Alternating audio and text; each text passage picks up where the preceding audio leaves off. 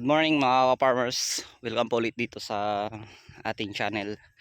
Update po ngayon dito mga ka-farmers sa aking talong na Calexto F1 sa edad niya pong ika 35 days na po simula pong inilipat tanim.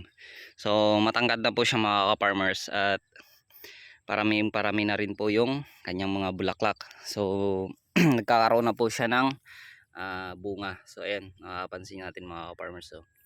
So sa mga sa edad niya pong 40 to 42 45 days. So may siguro magkakaroon na po tayo dito ng first selection. And mga farmers, so parami yung kanyang mga bulaklak at mga sanga. So healthy po siya, maganda po yung mga dahon sa talbos, okay po. At sa unang bunga niya ay magaganda rin po yung mga nagiging quality sa yun mga farmers. So nakikita natin. So sa awa ng Diyos ay nami-maintain natin dito yung mga yung mga insekto. So wala pa talagang wala pa talagang insekto mga farmers, no? Pero nag-i-spray pa ako dito once a week ng Megatonic at saka Mitomil na may halo pong gold.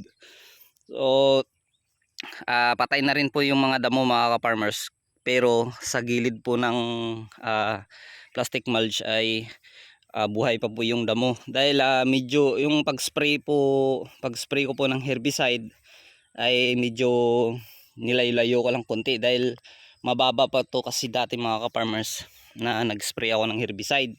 So meron nga dito natamaan po ng herbicide yung kanyang mga dahon, so bali namatay. So ayos lang din naman mga ka-farmers kapag dahon lang po yung matatamaan, basta wag lang po yung talbos talaga ng ating talong dahil hindi naman siya mamatay, talagang lang ihina lang yung kanyang paglaki, kaya medyo malaylayo yung pag-spray namin. So ito mga farmers, so nagkaroon na rin tayo dito ng lantang talbos. Ito talaga mga ka-farmers yung hindi maiiwasan, yung mga borer. Ayan siguro mga kahapon pa to. So kapag may napansin na rin po tayong lantang mga talbos, so putulin na po kaagad natin yan mga ka-farmers para hindi na po lumaki yung uod sa loob at para mapatay po kaagad. So ngayon mga ka-farmers ay mag-aabono na po ulit kami dito. So yung sa abono ay once a week. So ang abono na po yung gagamitin namin dito, Trifol 14 at saka magmi-mix ng 1620. So mas lamang po yung Triple 14, so kaunti lang po yung ang 1620 na ihalo namin. Halimbawa po sa 16 liters na tubig ay 2 lata po ng Triple 14 at saka 1 lata po ng 1620. So sa kada puno naman na iabono namin dito ay 3 lata kada puno. So yun lang ngayon. So hindi muna ako magmi-mix ng urea dahil maganda naman tumawars, baka masubrahan din naman ng nitrogen at baka hindi po siya mamunga.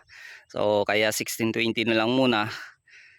So mga ilang puno lang to mga farmers yung unang tanim namin dito sa aking talong dahil hindi pa kami nakapagtanim dun sa pangalawa. Talagang mabagal po yung paglaki ng aming punla, kaya medyo hindi pa kami nakapagpahabol.